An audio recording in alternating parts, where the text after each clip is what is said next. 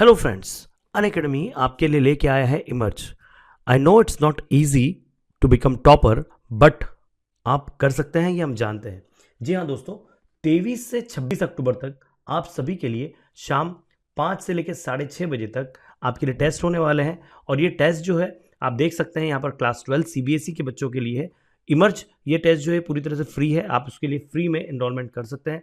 Description में हमने इसको लिंक दे के रखी है।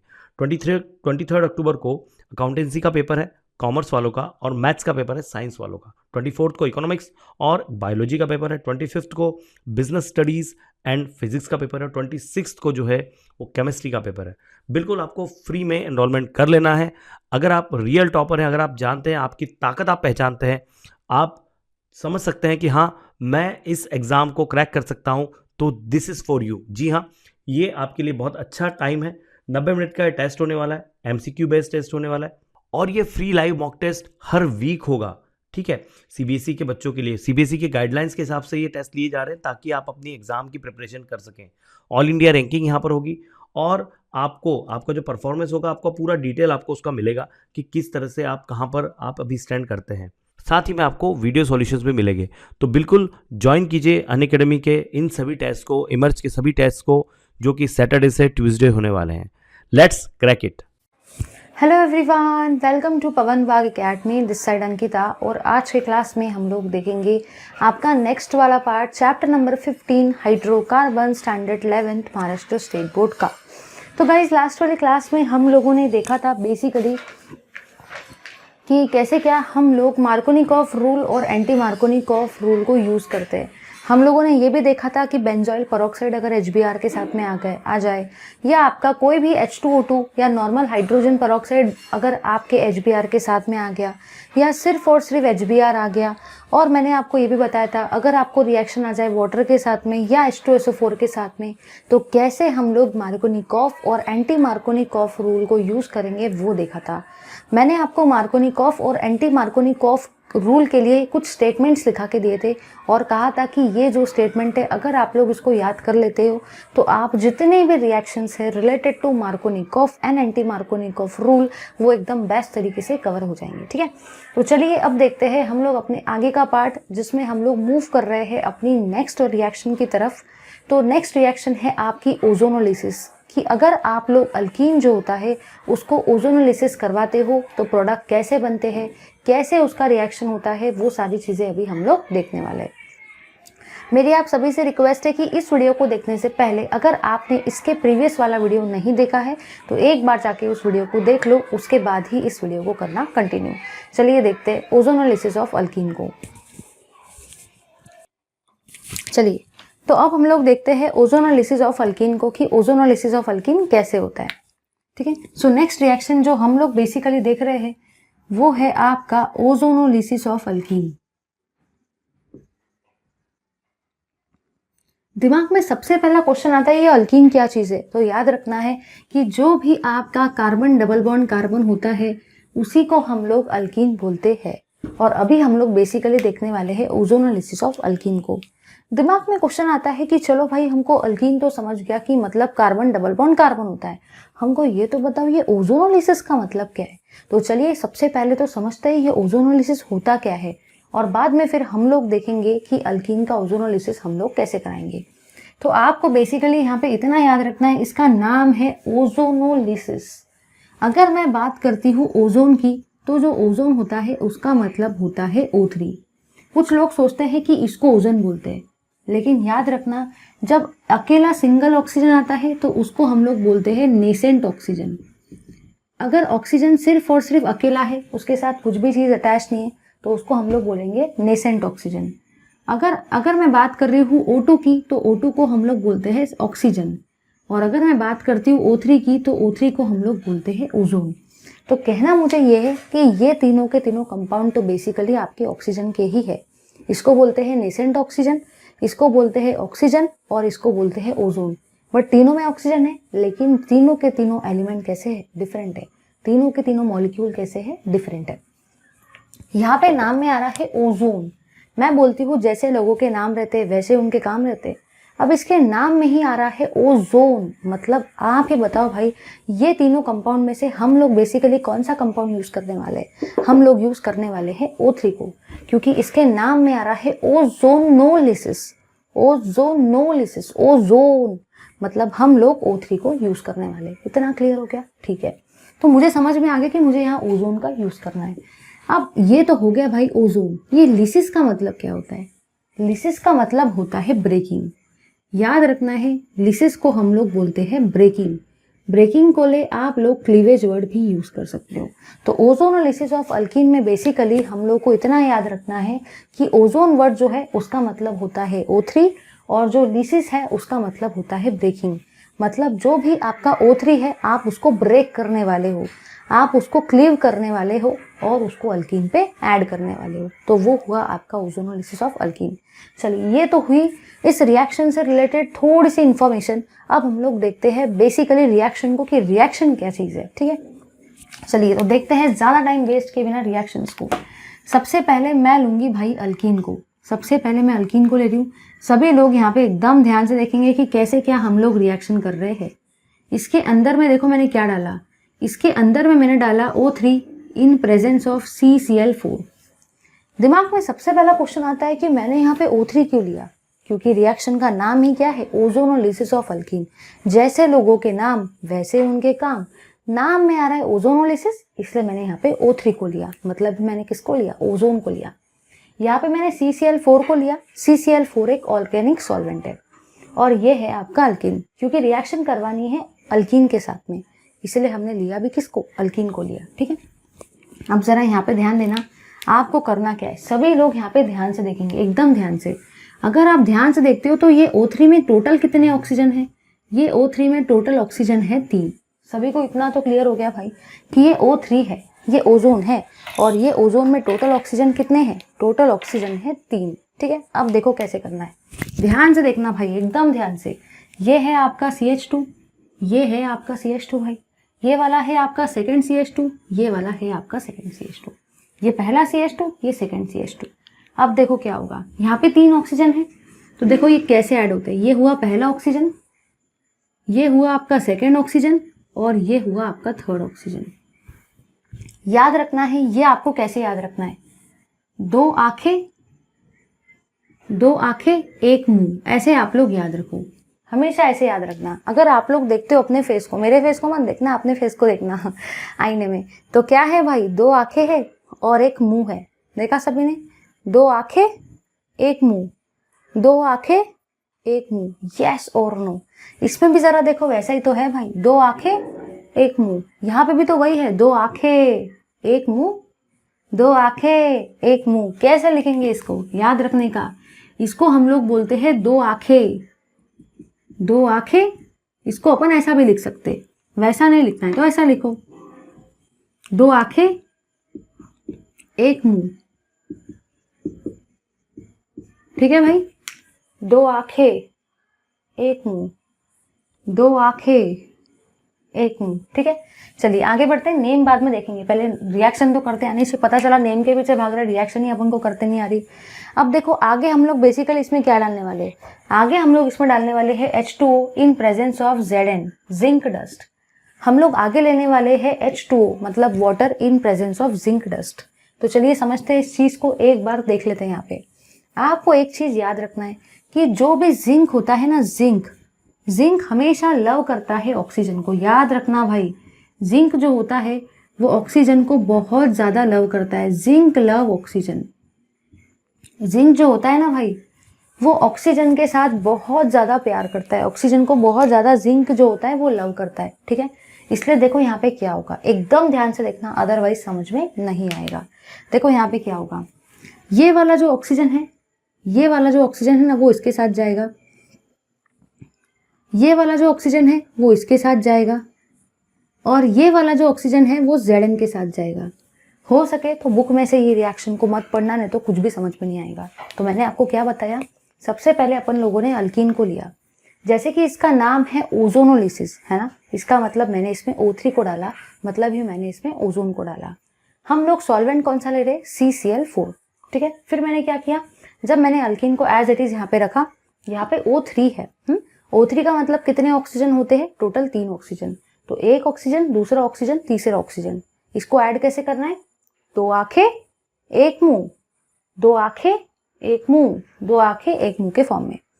ये वाला जो ऑक्सीजन है वो इसके साथ जाएगा, ये वाला जो ऑक्सीजन है ये इसके साथ जाएगा, और ये वाला जो ऑक्सीजन है वो Zn के साथ जाएगा। ठीक है, अब देखो यहाँ पे क्या होगा, ये है आपका CH2, ध्यान से देखना भाई, ये CH2 है और ये है आपका ऑक्सीजन, तो यहाँ पे क्या आएगा? Double bond O।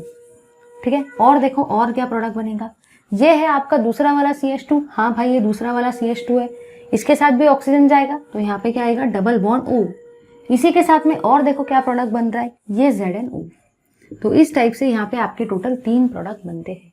आई होप सभी को ये चीज क्लियर हुई है। इसी CH2 का मतलब और देखो क्या होता है, इसी CH2 का मतलब होता है HCHO।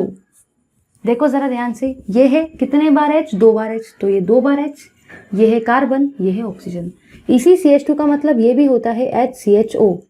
इसका नाम क्या है? इसका नाम है फॉर्माल्डिहाइड। ठीक है, इसका नाम होता है फॉर्माल्डिहाइड, इसका नाम होता है जिंक ऑक्साइड। ठीक है, इसका नाम होता है इथीन क्योंकि ये अल्कीन है, इसका नाम होता है ओजोन, और जो CCl4 है वो एक ऑर्गेनिक सॉल्वेंट है।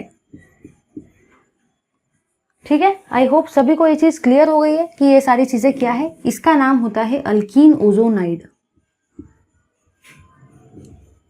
तो आपने सबसे पहले अल्कीन को लिया, अल्कीन में ओजोन को डाला, ऑर्गेनिक सॉल्वेंट लिया CCl4, फिर कैसे ऐड किया वो O3 को? 2 आंखें 1 मुंह के फॉर्म में। ये वाला जो ऑक्सीजन है वो इसके साथ जाएगा, ये वाला जो ऑक्सीजन है वो इसके साथ जाएगा, और ये वाला जो ऑक्सीजन है वो Zn के साथ। क्यों? क्योंकि जो जिंक होता है वो ऑक्सीजन के बिना नहीं रह सकता, वो ऑक्सीजन को बहुत ज्यादा लव करता है। जिंक जो होता है ना वो ऑक्सीजन को बहुत ज्यादा लव करता है, बेचारा ऑक्सीजन के बिना रह ही नहीं सकता है। इसलिए ये वाले जिंक को अपन ऑक्सीजन के साथ कंबाइन करके ZnO बनाएंगे। ये था CH2O, इसलिए CH2O। अब आप ही बताओ, कार्बन की वैलेंसी तो 4 होती है, 2 तो हाइड्रोजन के साथ गई, इसलिए यहाँ पे कौन सा बॉन्ड आया? Double bond. सेम यहाँ पे भी वैसा ही। अब यही चीज ये है, सिर्फ देखने के लिए वैसा नजरिया चाहिए। देखो हाइड्रोजन 2 है, यहाँ पे भी हाइड्रोजन 2 है, ये कार्बन है और ये ऑक्सीजन है। ठीक है, चलिए नेक्स्ट एग्जाम्पल को डिस्कस करते हैं हम लोग सारे के सारे। नेक्स्ट एग्जाम्पल ले लेते हैं। नेक्स्ट एग्जाम्पल देखो भाई क्या है। ठीक है, CH3 CH double bond CH2। ठीक है, इसके अंदर में भी हम लोग डाल रहे हैं O3 को, और ये रिएक्शन भी होंगी आपकी CCl4 के प्रेजेंस में। ठीक है, CCl4 एक ऑर्गेनिक सॉल्वेंट है। ठीक है, चलिए आगे बढ़ते हैं। अगर मैं बात करती हूँ O3 की, तो O3 में बेसिकली क्या क्या है? O3 में बेसिकली 3 ऑक्सीजन है। सभी को दिख रहा है ये O3 है, ऑक्सीजन के नीचे में 3 नंबर है, मतलब ऑक्सीजन में टोटल कितने ये है? 3 ऑक्सीजन है। ठीक है, चलिए आगे बढ़ते हैं। यहाँ पे भी वैसा ही करेंगे। ये है आपका CH3, मैं ब्लू से लिखती हूँ ताकि समझ में आए सभी को। ये है आपका CH3। ठीक है, ये है आपका CH, ये है आपका CH2। ठीक है, जैसा था बिल्कुल मैंने वैसे ही लिखा, कुछ भी चेंजेस नहीं किए। जैसा ये था डुप्लीकेट वैसा लिखा। देखो ये है CH3, ये है आपका CH, ये है CH2। फिर से देखो CH3 CH CH2।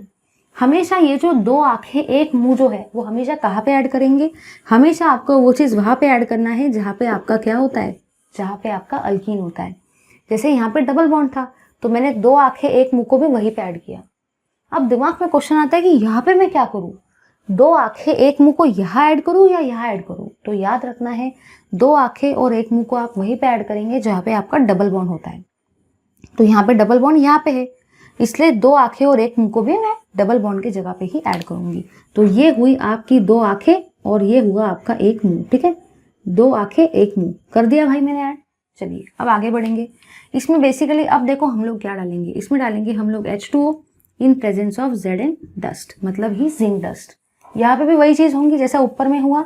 ये वाला जो ऑक्सीजन है वो इसके साथ जाएगा, ये वाला जो ऑक्सीजन है वो इसके साथ जाएगा, और ये वाला जो ऑक्सीजन है वो Zn के साथ में जाएगा। ठीक है, ये वाला ऑक्सीजन इसके साथ, ये वाला ऑक्सीजन इसके साथ, ये वाला ऑक्सीजन Zn के साथ। चलिए प्रोडक्ट को बनाते क्या क्या बनेगा। ये है आपका CH3, ये है आपका C, ये आएगा डबल बॉन्ड O, और यहाँ पे आएगा आपका H। ध्यान से देखो ये CH3 है, ये C है, ये H है, और ये वाले ऑक्सीजन के साथ उसने डबल बॉन्ड बनाया। ठीक है, आगे बढ़ेंगे और देखो यहाँ पे आपको क्या देखने को मिल रहा है, ये है आपका CH2, ये है भाई CH2 और ये है आपका ऑक्सीजन, डबल बॉन्ड O।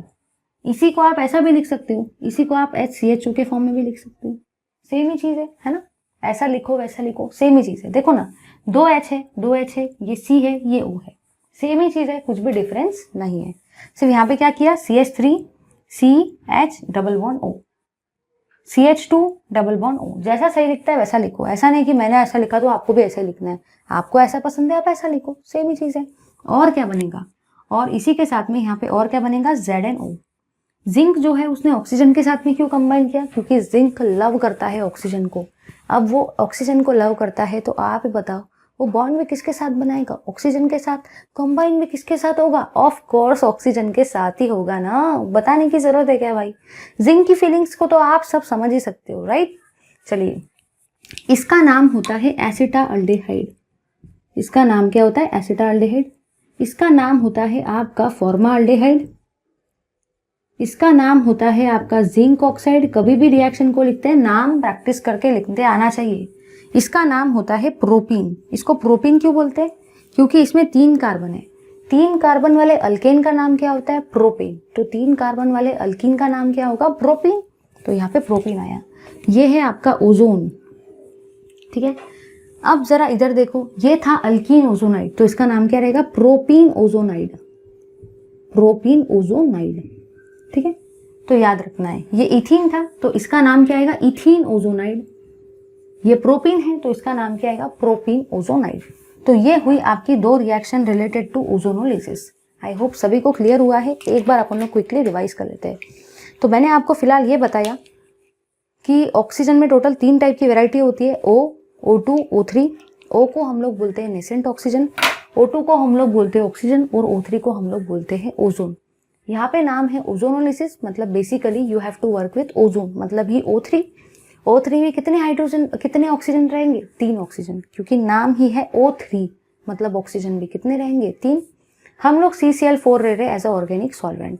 हमेशा ये जो 3 ऑक्सीजन है उसको तभी ऐड करेंगे जहाँ पे आपके कार्बन डबल बॉन्ड कार्बन होते हैं। यहाँ पे आप ऐड नहीं कर सकते, हमेशा वहीं पे ऐड करना जहाँ पे कार्बन डबल बॉन्ड कार्बन है। ऐड कैसे करना है, 2 आंखें 1 मुंह, 2 आंखें 1 मुंह, 2 आंखें 1 मुंह के फॉर्म में। फिर आपको नेक्स्ट पॉइंट ये भी याद रखना है कि जिंक लव करता है ऑक्सीजन को, इसलिए एक जिंक जो है वो ऑक्सीजन के साथ में कंबाइन होगा। ये वाला ऑक्सीजन इसके साथ जाएगा, ये वाला ऑक्सीजन इसके साथ जाएगा। जब भी आप इसको लिखेंगे तो यहाँ पे डबल बॉन्ड आता है। रीजन ये है क्योंकि कार्बन की वैलेंसी 4 होती है, ठीक है, और वो ऑक्सीजन के साथ जनरली डबल बॉन्ड बनाता है, ठीक है। चलिए, तो जल्दी से इस पार्ट का स्क्रीनशॉट लो, फिर मूव करते हैं आगे के रिएक्शन की तरफ। चलिए भाई, आफ्टर ओजोनोलिसिस अब हम लोग देखते हैं हाइड्रोबोरेशन ऑक्सीडेशन वाले रिएक्शन को। तो चलिए गाइस, ज़्यादा टाइम वेस्ट किए बिना डिस्कस करते हैं हाइड्रोबोरेशन ऑक्सीडेशन ऑफ अल्कीन। और ये वाली रिएक्शन भी आपको 12th स्टैंडर्ड में है, ठीक है। तो चलिए डिस्कस करते हैं हाइड्रोबोरेशन ऑक्सीडेशन ऑफ अल्कीन। चलिए देखते हैं hydroboration oxidation of alkyne. Hydroboration,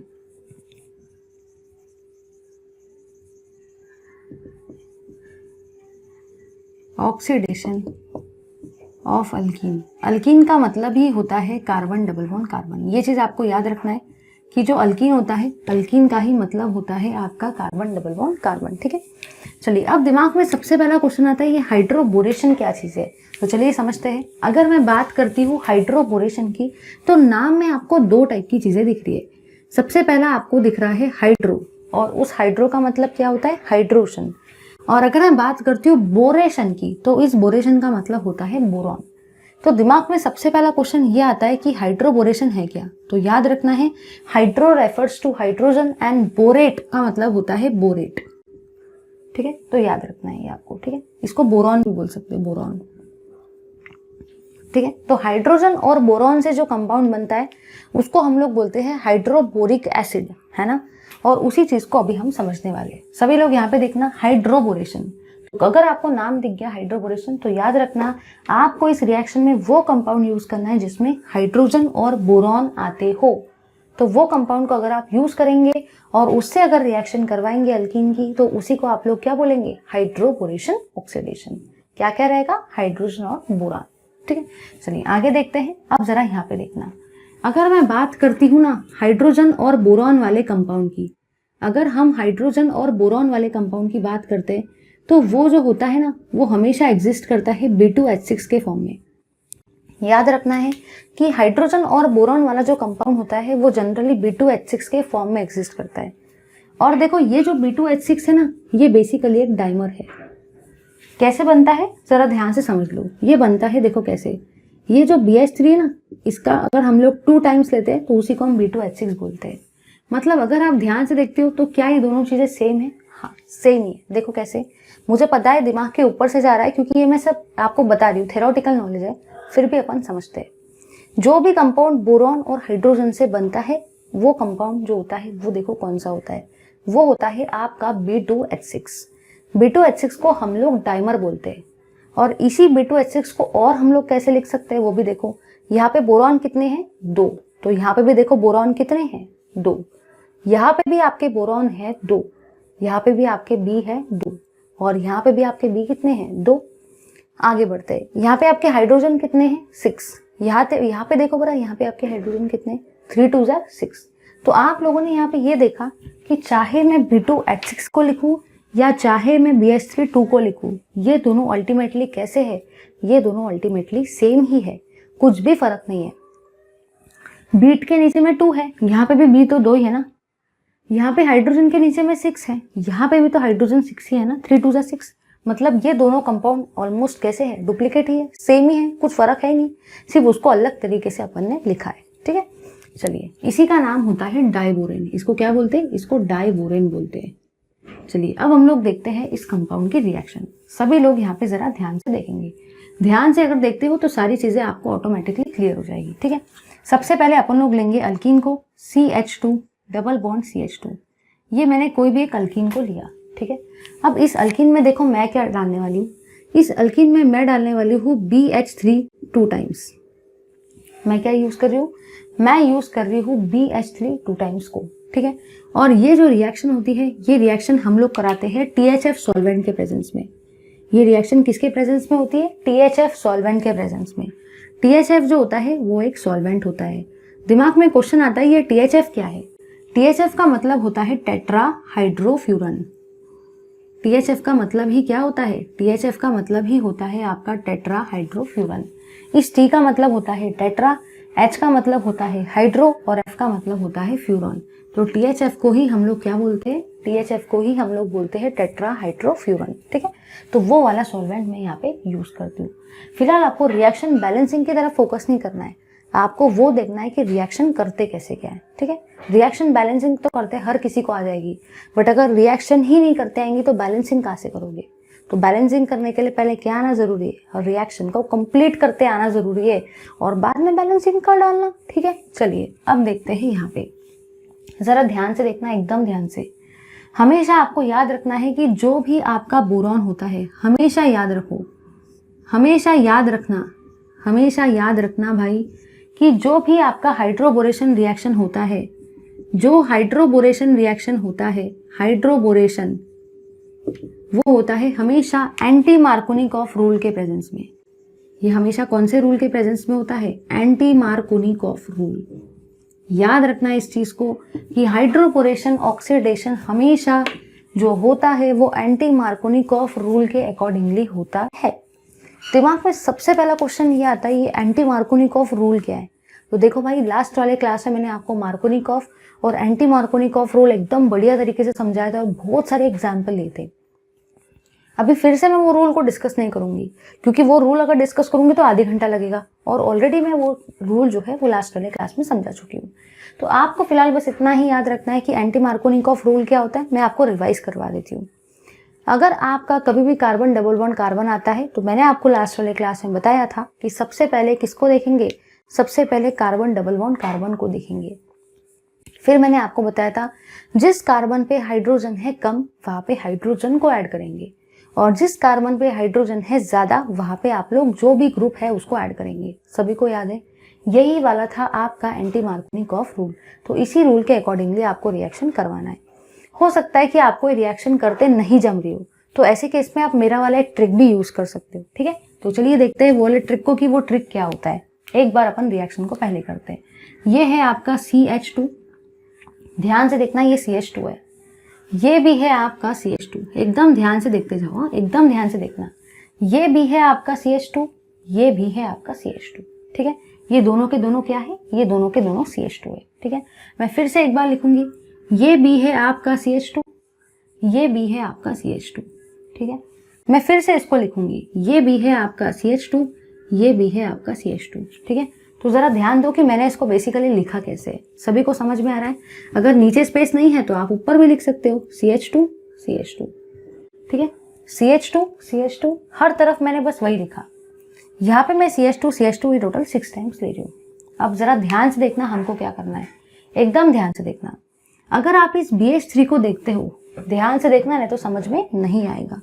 अगर आप लोग इस BH3 को देखते हो ना, तो ये BH3 में आपको क्या क्या देखने को मिल रहा है, ध्यान से देखो और बताओ मुझे। ये BH3 में आपको देखने को मिल रहा है कि बोरॉन 1 है और यहाँ पे आपके हाइड्रोजन कितने हैं, यहाँ पे आपके हाइड्रोजन है 3। बोरॉन 1 है, हाइड्रोजन 3 है। ये वाला जो सेकंड नंबर है वो मैं इधर लगा रही हूँ, ठीक है। जरा ध्यान से देखो, ये 2 है तो मैंने दूसरा वाला नंबर भी यहाँ पे लगा दिया, वो सेकंड नंबर यहाँ पे आ गया। समझना पड़ेगा ना, तो समझ में नहीं आएगी रिएक्शन, ये थोड़ी टफ है, मैं पहले ही बता रही हूँ रिएक्शन टफ है। ये सेकंड नंबर इधर से इधर आ गया। ये था आपका 1 बोरॉन, ये है आपके 3 हाइड्रोजन।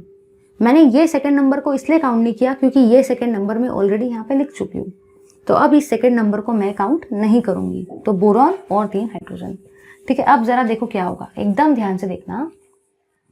एक हाइड्रोजन जो है वो इस तरफ जाएगा, एक हाइड्रोजन इस तरफ जाएगा भाई। सेकेंड हाइड्रोजन जो है आपका वो इस तरफ जाएगा, सेकेंड हाइड्रोजन इस तरफ गया। थर्ड हाइड्रोजन जो है वो इस तरफ जाएगा। सभी को इतना क्लियर हुआ? तो ये है आपका फर्स्ट हाइड्रोजन जो इस तरफ गया, ऑफ कोर्स वो कार्बन से ही बॉन्डेड है, सोचने की बात है वो। सेकेंड हाइड्रोजन यहाँ गया और थर्ड हाइड्रोजन यहाँ गया। अब ये तो हुआ हाइड्रोजन, तो क्या मेरा हाइड्रोजन का काम खत्म हो गया? हाँ। पहले मैंने अल्कीन को देखा और ये अल्कीन को मैंने टोटल 3 बार लिख दिया, जो यहाँ पे था उसको टोटल 3 बार लिख दिया, ठीक है।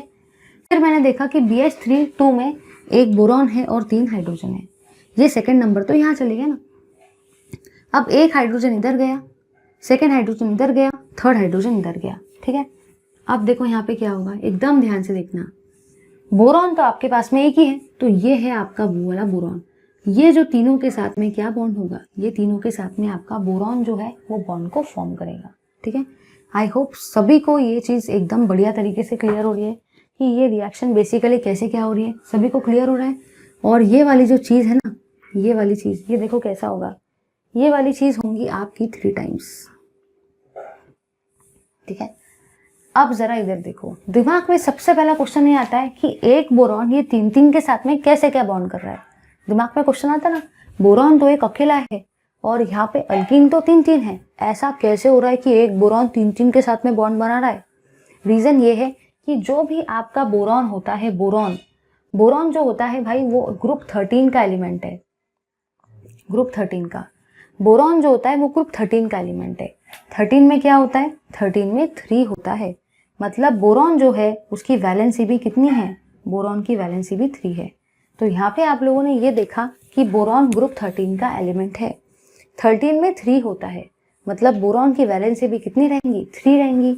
मतलब बोरॉन हमेशा बॉन्ड भी कितने बनाएगा? 3 बनाएगा। देखो यहाँ पे भी वो 3 हाइड्रोजन के साथ में ही अटैच था। रीजन ये है क्योंकि उसकी वैलेंसी 3 होती है। यहाँ पे भी बोरॉन 3 अल्किल ग्रुप के साथ में अटैच है। रीजन ये है क्योंकि बोरॉन की वैलेंसी हमेशा कितनी होती है? 3 होती है। आई होप सभी को ये चीज क्लियर हो रही है कि कैसे क्या ये हो रहा है। सभी को, आई होप सभी को ये चीज क्लियर हो रही है, ठीक है। यहाँ पे 3 नहीं आएगा, ठीक है। चलिए आगे बढ़ते हैं। तो यहाँ पे आपको याद रखना है कि यहाँ पे भी बोरॉन ने टोटल 3 अल्किल ग्रुप के साथ में बॉन्ड बनाए थे और यहाँ पे भी आपके बोरॉन ने 3 अल्किल ग्रुप के साथ में बॉन्ड बनाए, पहला alkyl, second alkyl, third alkyl, ठीक है। BH3 में टोटल 3 टाइप की चीजें थी, एक था 1 बोरॉन और 3 हाइड्रोजन। पहला हाइड्रोजन गया ये कार्बन पर, सेकेंड हाइड्रोजन गया ये कार्बन पर, थर्ड हाइड्रोजन गया ये कार्बन पर। मैंने उसको ब्लू से किया है ताकि आपको समझ में आए। एक है बोरॉन एक ही है, तो ये है आपका बोरॉन, उसने तीनों के साथ बॉन्ड बनाया। यहाँ पे आपको इतना याद रखना है कि बोरॉन की वैलेंसी 3 होती है, तो यहाँ पे उसने 3 हाइड्रोजन के साथ में बॉन्ड बनाया क्योंकि उसकी वैलेंसी कितनी होती है? 3। और यहाँ पे उसने 3 अल्किल के साथ में बॉन्ड बनाया, क्योंकि बोरॉन एक ग्रुप 13 का एलिमेंट है, 13 में 3 होता है तो वैलेंसी भी 3 रहेगी। ठीक है, ये बेसिक है। अब जरा आगे बढ़ते हैं। अब जरा इधर देखना कि यहाँ पे बेसिकली क्या होगा। यहाँ पे हम लोग थोड़ा सा आगे बढ़ेंगे। आगे जब हम लोग बढ़ेंगे तो इसमें हम लोग डालने वाले हैं H2O2। इसमें हम लोग डालने वाले हैं H2O2 in presence of NaOH। अगर आप लोग ध्यान से H2O2 को देखते हो, देखो ये रिएक्शन भारी है, समझ में नहीं आएगा, आधे लोगों को पढ़ने के बाद भी समझ में नहीं आएगा, लेकिन प्रैक्टिस, जो लोग ये रिएक्शन को 5-5 बार लिख के देखेंगे उन्हीं को ये रिएक्शन करते आएगी, अदरवाइज ये रिएक्शन ऐसे वैसे को नहीं आती है। ये है H2O2। तो यहाँ पे हाइड्रोजन कितने दिख रहे हैं? 2। यहाँ पे आपको 2 हाइड्रोजन दिख रहे हैं। O भी 2 है, मतलब यहाँ पे ऑक्सीजन भी कितने हैं? 2 है। तो इसको आप ऐसा भी लिख सकते हो। तो आप लोगों ने यहाँ पे ये देखा कि हम लोग H2O2 को ले रहे हैं। H2O2 एक पेरोक्साइड है, इसलिए हम लोगों ने जो रूल किया वो भी कौन सा है? Anti Markovnikov rule. मैंने आपको लास्ट वाले क्लास में बताया था कि H2O2 मतलब ही पेरोक्साइड हम लोग यूज करते हैं उस रूल में जिसका नाम है एंटी मार्कोनिकॉफ रूल। ठीक है, H में 2 हाइड्रोजन है, इसलिए हाइड्रोजन भी 2, O2 ऑक्सीजन भी 2। अब देखो यहाँ पे क्या होगा, एकदम ध्यान से देखना, एकदम ध्यान से। ये बॉन्ड ब्रेक होगा, एक OH जाएगा यहाँ पर, दूसरा OH जाएगा यहाँ पर। ठीक है, ध्यान से देखना। फिर ये वाला बॉन्ड भी कट होगा, एक OH जाएगा यहाँ पर, दूसरा OH जाएगा यहाँ पर। ये वाला बॉन्ड भी कट होगा, एक OH जाएगा यहाँ पर, दूसरा OH जाएगा यहाँ पर। समझना पड़ेगा, तो समझ में नहीं आएगा। पहले अपन ने ये वाले बॉन्ड को ब्रेक किया, एक OH इधर, एक OH इधर। फिर अपन ने ये वाले बॉन्ड को ब्रेक किया, एक OH इधर, एक OH इधर। फिर अपन ने ये वाले बॉन्ड को ब्रेक किया, एक OH इधर, एक OH। दिमाग में सबसे पहला क्वेश्चन आता है, ये इतने सारे OH कहाँ से आ रहे, है ना? ऐसा क्वेश्चन आता है ना। तो भाई ये H2O2 है, मतलब ये पेरोक्साइड है। H कितने हैं? 2, तो ये 2H। O कितने हैं? 2, तो ये 2, मतलब OH OH। और ऐसे मैंने 3 बार लिया है, OH OH OH OH OH OH। ये ऐसे डिस्ट्रीब्यूट होते हैं। बुक में ऐसा कुछ भी नहीं दिया है, बुक में उन्होंने डायरेक्टली आंसर दे दिया। अब डायरेक्ट आंसर देंगे तो आपको समझ में नहीं आएगा कैसे क्या हो रहा है। तो अभी समझ रहा है क्या हो रहा है? ठीक है, अब जरा हम लोग आगे बढ़ते हैं। सभी लोग यहाँ पे ध्यान से देखना कि बेसिकली यहाँ पे क्या हो रहा है, एकदम ध्यान से देखो। ये है आपका C, ये जो है कार्बन, ये कितने हाइड्रोजन से अटैच है? 3 हाइड्रोजन। 2 + 1 कितना होता है? 3। तो ये हुए आपके 3 हाइड्रोजन। ये है आपका CH2। ठीक है, ध्यान से देखना। इस साइड में क्या जा रहा है? इस साइड में जा रहा है आपका OH, तो मैंने लिखा OH। ठीक है, चलिए और आगे बढ़ते हैं। और क्या बना जरा इधर देखो। ये है आपका कार्बन, ये कितने हाइड्रोजन से अटैच है? 2 + 1 3, तो ये हो जाएगा आपका CH3। आगे बढ़ेंगे, ये है आपका CH2, ये CH2 के साइड में क्या जा रहा है? OH, तो यहाँ पे आएगा आपका OH। चलिए और आगे बढ़ते हैं। ये है आपका C, कितने हाइड्रोजन से अटैच है? 3, तो CH3। ये है आपका CH2। ठीक है, और ये कौन से ग्रुप से अटैच है? OH से। ठीक है, चलिए भाई ये तो हो गया। अब देखो और क्या बन रहा है इसी के साथ में। ये है आपका B, ये है B है भाई, ये B। और ये जो BH है, ये कितने OH से अटैच हो रहा है? 3 OH से। जरा ध्यान देखना कैसे। ये हुआ पहला OH, ये हुआ सेकेंड OH, ये हुआ आपका थर्ड OH। ठीक है, तो एक OH गया इधर तो ये इधर आया, सेकेंड OH गया इधर तो ये इधर आया, थर्ड OH गया इधर तो ये इधर आया, और जो रिमेनिंग 3 OH है वो B के साइड में। तो ये हुआ आपका B, और यहाँ पे हुए आपके 3 OH। दिमाग में क्वेश्चन आता है कि एक B ने 3 OH के साथ में बॉन्ड कैसा बनाया? तो मैंने आपको अभी बताया कि बोरॉन एक ग्रुप 13 का एलिमेंट है। 13 ग्रुप के एलिमेंट्स की वैलेंसी 3 होती है, मतलब वो टोटल 3 बॉन्ड बनाते हैं। इसलिए यहाँ पे भी वो 3 हाइड्रोजन के साथ अटैच था, यहाँ पे भी वो 3 अल्किल ग्रुप के साथ में ज्वाइन था, और यहाँ पे भी वो 3 OH ग्रुप के साथ में ही ज्वाइन है। ठीक है, चलिए अब सब नाम देख लेते हैं। इसका नाम है इथीन। ठीक है, इसका नाम है आपका डाइबोरेन। इसका नाम है आपका ट्राई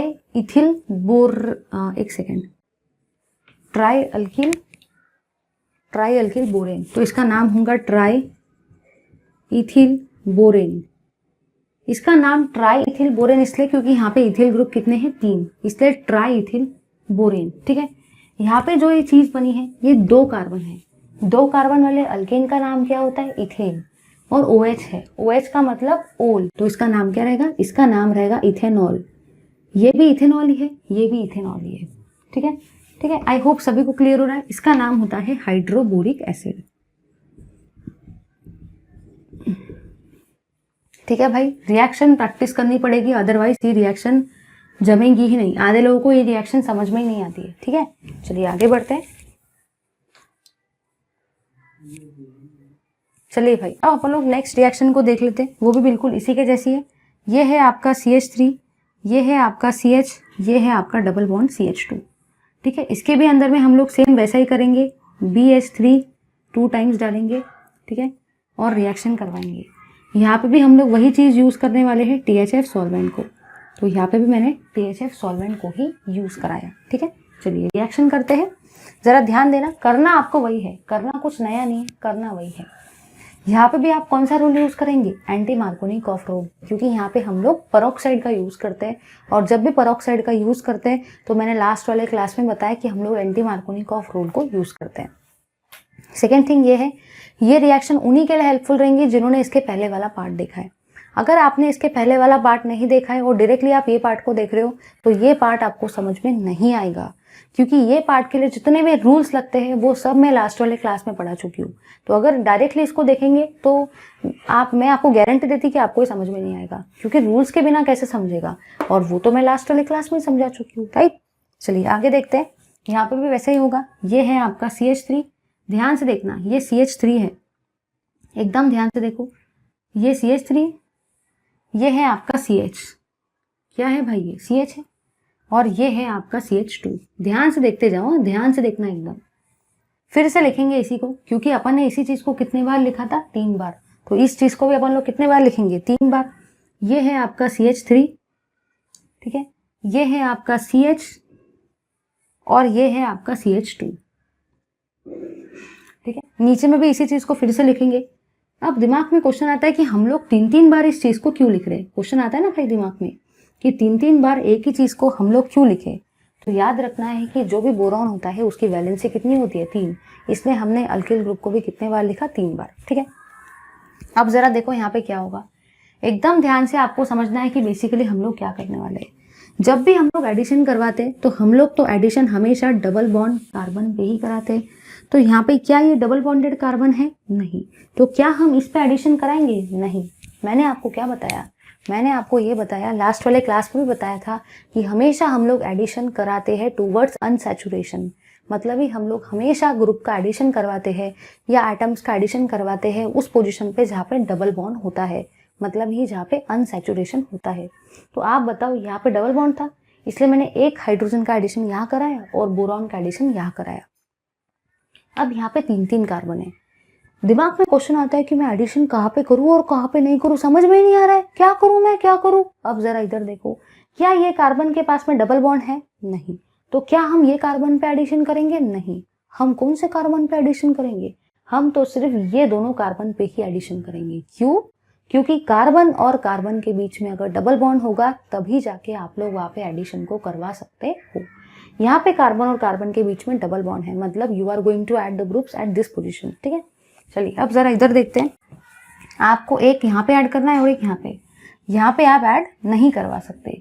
यहाँ पे कराएंगे या तो यहाँ पे कराएंगे, क्योंकि यहाँ पे डबल बॉन्ड है। देखो ध्यान से देखना क्या होगा, एक हाइड्रोजन जाएगा यहाँ पर, ठीक है, एक हाइड्रोजन जाएगा यहाँ पर और एक हाइड्रोजन जाएगा यहाँ पर। सभी को इतना क्लियर हुआ। मैंने हाइड्रोजन का एडिशन यहाँ पे क्यों करवाया, यहाँ पे क्यों नहीं करवाया, क्योंकि यहाँ पे पहले से सिंगल बॉन्ड था, और सिंगल बॉन्ड पे क्या हम एडिशन करवाते हैं क्या, नहीं, हम तो डबल बॉन्ड पे करवाते। तो मैंने एक हाइड्रोजन को यहाँ किया, एक को यहाँ किया, एक को यहाँ किया। जैसे यहाँ पे मैंने 3 हाइड्रोजन को ऐड किया था ना, वैसे यहाँ पे मैंने 3 हाइड्रोजन को ऐड किया। ये वाला जो 2 नंबर था ना, ये वाला 2 नंबर मैंने यहाँ लिख दिया। ठीक है, तो यहाँ पे आपको क्या दिख रहा है, यहाँ पे आपको एक बोरॉन दिख रहा है और 3 हाइड्रोजन दिख रहे हैं। ये वाला 2 नंबर यहाँ लिख दिया। तो यहाँ पे आपको बेसिकली क्या दिख रहा है, एक बोरॉन और 3 हाइड्रोजन। तो मैंने 3 हाइड्रोजन है ना, पहला हाइड्रोजन, सेकेंड हाइड्रोजन और थर्ड हाइड्रोजन। अब बोरॉन तो बेचारा एक ही है, तो बिल्कुल वैसे ही होगा जैसे ऊपर वाले रिएक्शन में हो रहा, क्योंकि बोरॉन था आपका सिर्फ और सिर्फ एक ही है भाई। तो एक बोरॉन ने तीनों के साथ बॉन्ड बनाया। दिमाग में क्वेश्चन आता है कि एक बोरॉन ने 3 के साथ क्यों बॉन्ड बनाए, क्योंकि बोरॉन की वैलेंसी कितनी होती है, 3, इसलिए 3 अल्कीन ग्रुप आए। ठीक है, आगे बढ़ेंगे। देखो भाई, आगे हम लोग इसके अंदर में क्या डालने वाले हैं, आगे हम लोग इसके अंदर में डालने वाले हैं H2O2 in presence of NaOH। ठीक है, H2O2 का मतलब ही होता है परऑक्साइड, लास्ट वाले क्लास में बताया था। यहाँ पे H कितने हैं? 2, तो पहला हाइड्रोजन दूसरा हाइड्रोजन। यहाँ पे आपके ऑक्सीजन भी कितने हैं? 2, पहला ऑक्सीजन दूसरा ऑक्सीजन। ठीक है, और यहाँ पे आप लोग ये 3 बार ले रहे हो, जैसे ऊपर में किया बिल्कुल वैसा ही करना है। तो सबसे पहले क्या करेंगे, सबसे पहले आप लोग इसको काटेंगे, एक OH इधर की तरफ, एक OH इधर की तरफ।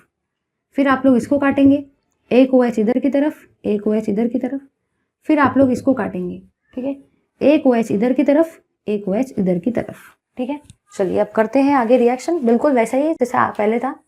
ये है आपका CH3, ये क्या है? ये CH3 है। ये है आपका CH2। ध्यान से देखो भाई, ये जो कार्बन है इस पे कितने हाइड्रोजन आपको अटैच दिख रहे हैं? 2, इसलिए मैंने वहां पे क्या लिखा? इसलिए मैंने वहां पे लिखा CH2।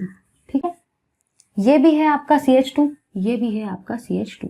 ठीक है, और यहाँ पे कौन जा रहा है? यहाँ पे जा रहा है आपका OH ग्रुप, इसलिए मैंने यहाँ पे क्या लगाया? OH group. चलिए नेक्स्ट देखते हैं, ये भी है आपका CH3, CH3। ठीक है, ये है आपका CH2, CH2 है भाई ये, क्योंकि इस कार्बन से तो 2 हाइड्रोजन अटैच है। ये भी आपका CH2 है, और इसके पास भी कौन जाएगा? इसके पास भी जाएगा आपका OH ग्रुप। ठीक है, चलिए और आगे बढ़ते हैं, ये भी है आपका CH3, CH2, CH2, और यहाँ पे भी क्या जाएगा? यहाँ पे भी जाएगा आपका OH। ठीक है, इसी के साथ में देखो और क्या बनता है, ये है आपका बोरॉन, और ये बोरॉन के पास में कितने OH ग्रुप जा रहे हैं? पहला, दूसरा और तीसरा। मतलब ये जो बोरॉन है वो कितने OH के साथ में ज्वाइन होगा?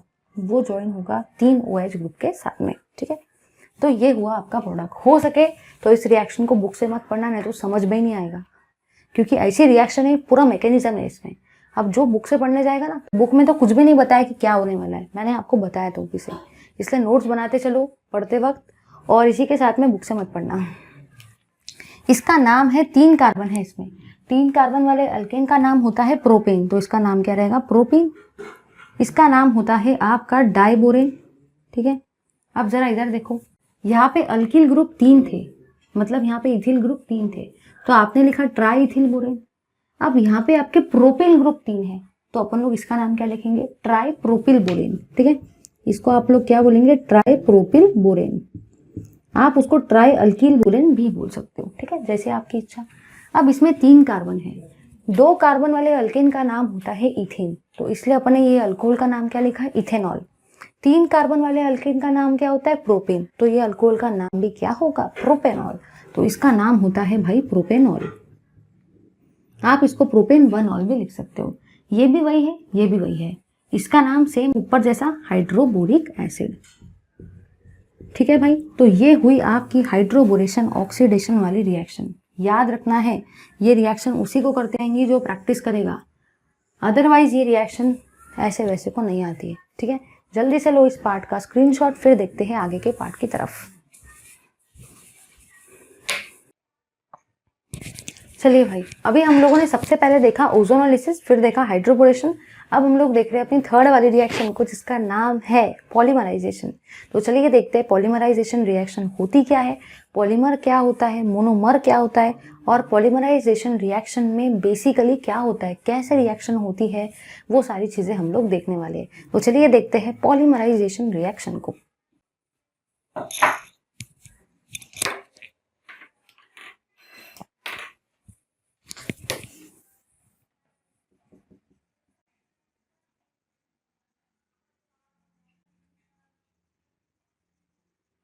तो बेसिकली हम लोग देखने वाले हैं पॉलीमराइजेशन रिएक्शन को।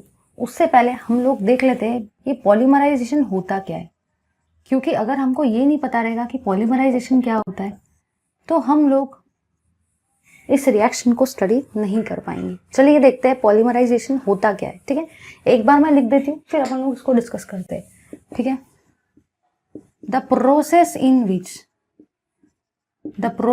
विच small molecules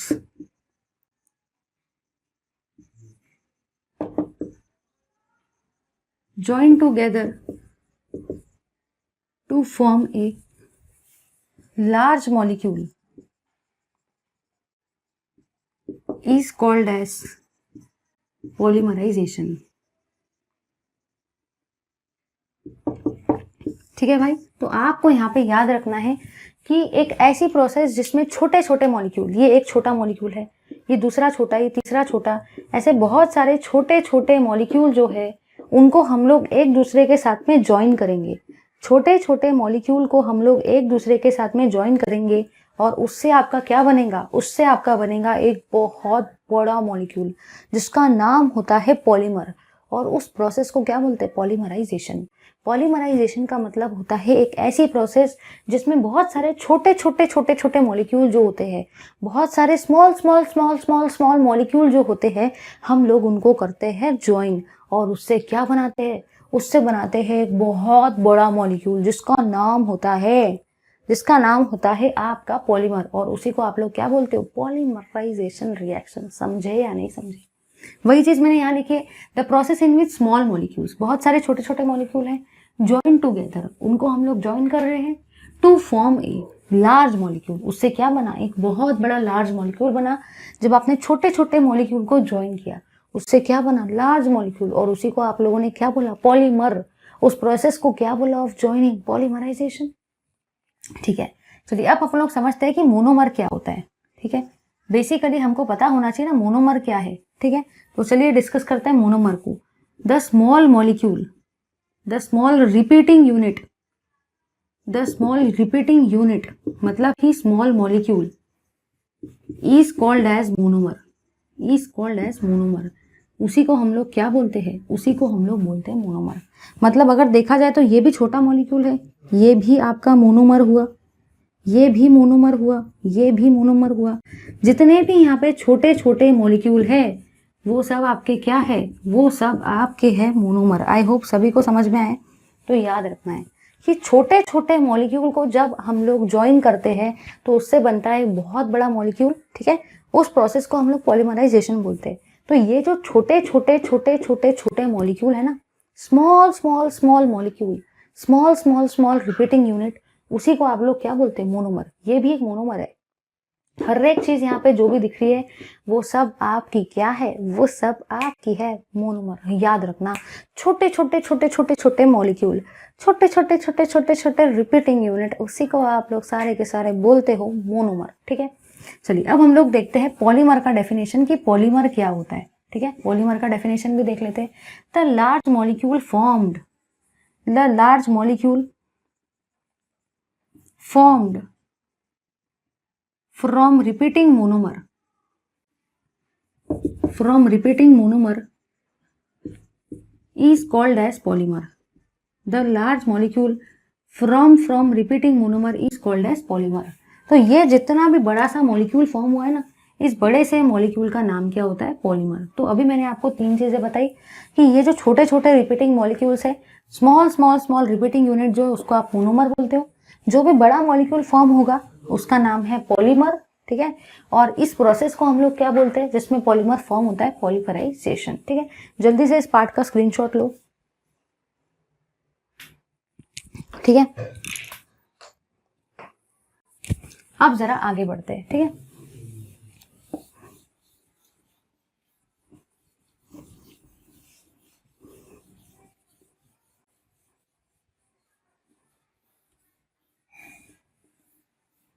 जो भी आपकी पॉलीमराइजेशन की प्रोसेस होती है, पॉलीमराइजेशन की प्रोसेस काफ़ी इंटरेस्टिंग प्रोसेस होती है, क्योंकि जितने भी पॉलीथीन हम लोग यूज़ करते हैं, जितने भी पॉलीथीन हम लोग यूज़ कर रहे हैं वो सब कैसे बनते हैं भाई, वो सब तो आपके पॉलीमराइजेशन प्रोसेस से ही बनते हैं ना। ठीक है, सभी लोग यहाँ पे ज़रा ध्यान देना, एकदम ध्यान से आप लोग देखेंगे।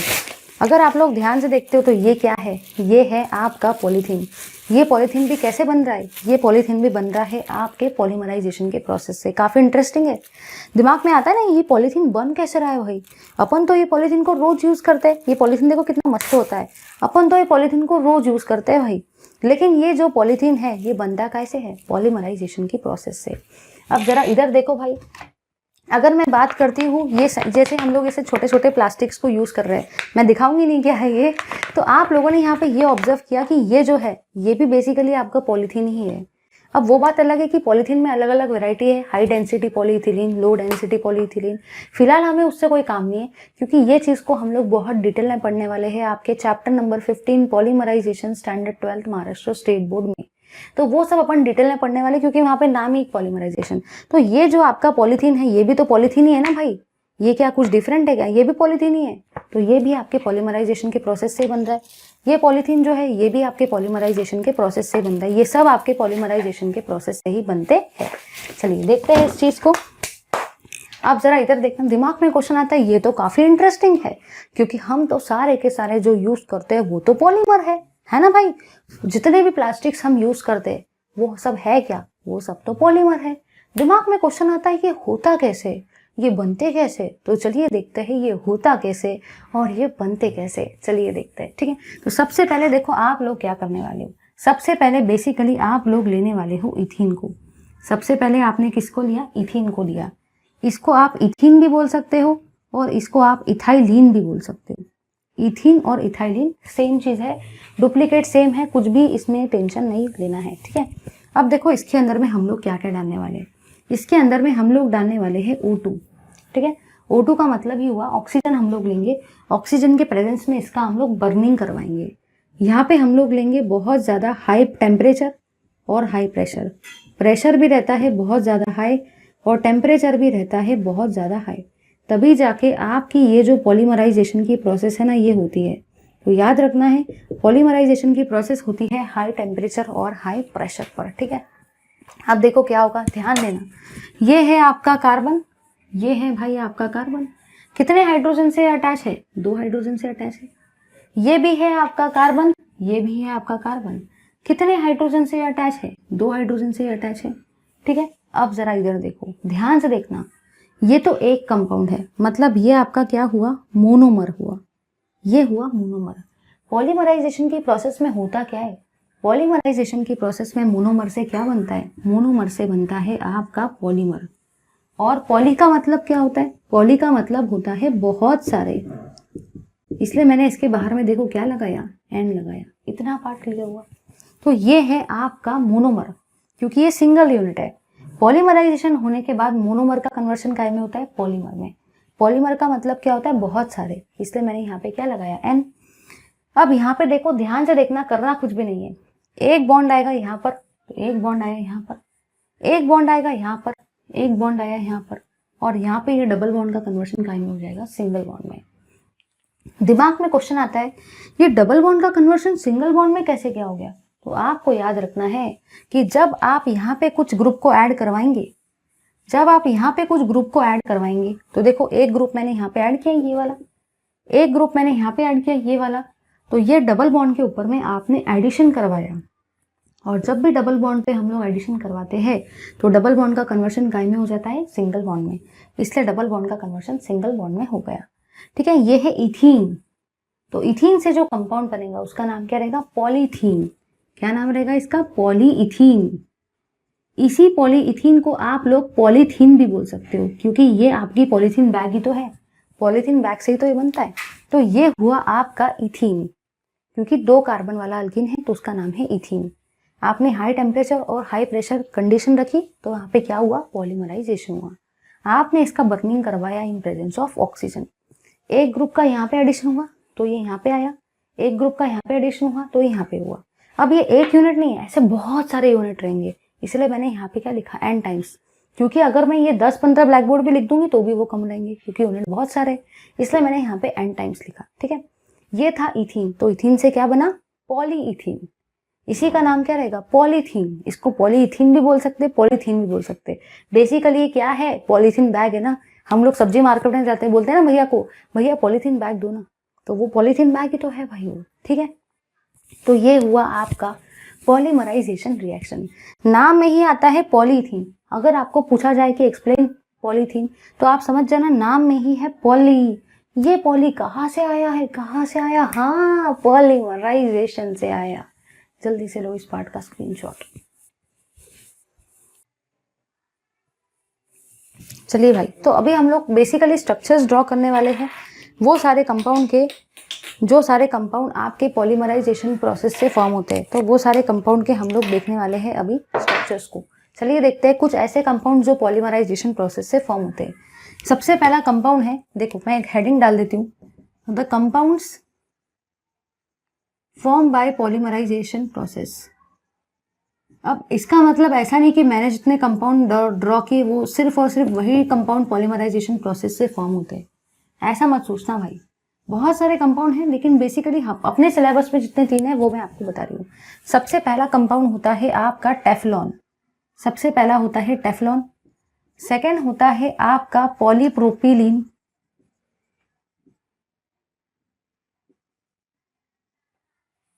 पॉलीप्रोपिलीन, या तो आप इसको पॉलीप्रोपीन भी बोल सकते हो। और तीसरा कंपाउंड जो है आपका वो है पॉलीविनिल क्लोराइड।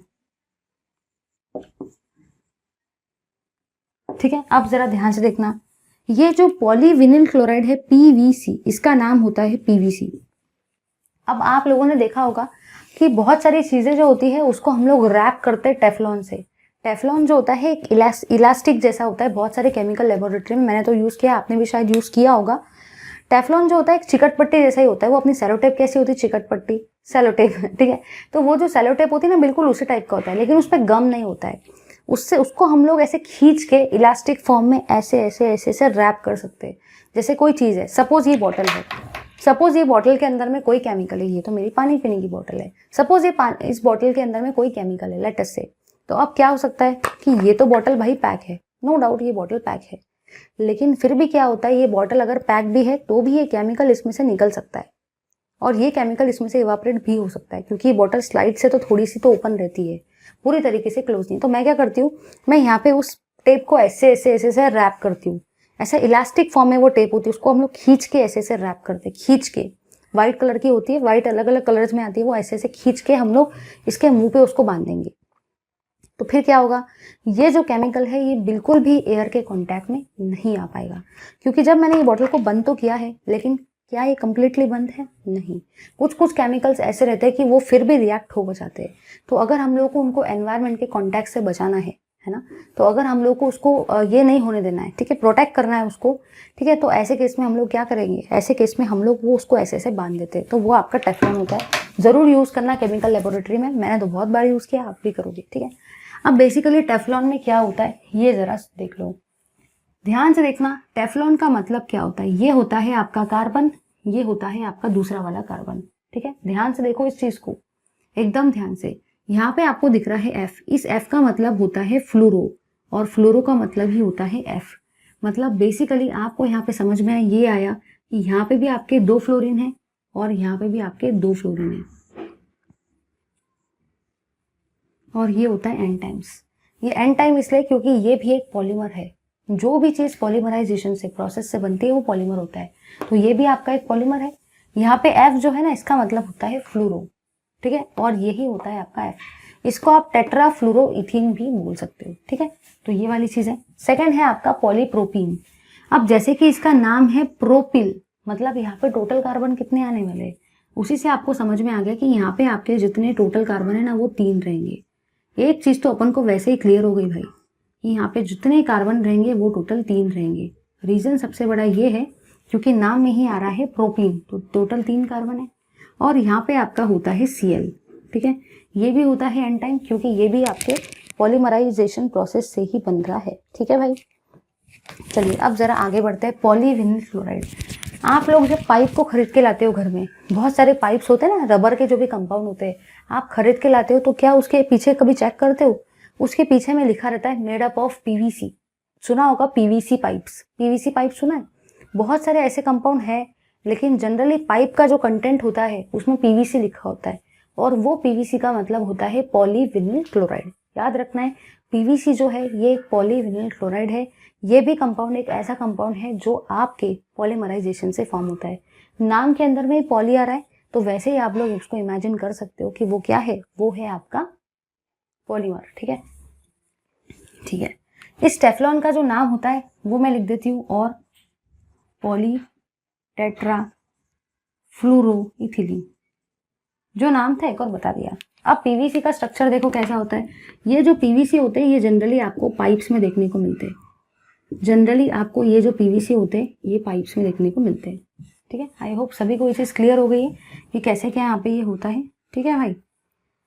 चलिए लेट्स स्टॉप हियर, प्लीज़ इस चीज़ का स्क्रीनशॉट ले लो। अब ज़रूर आप लोग जब पाइप्स को देखोगे तो ज़रूर उसका कंटेंट देखना।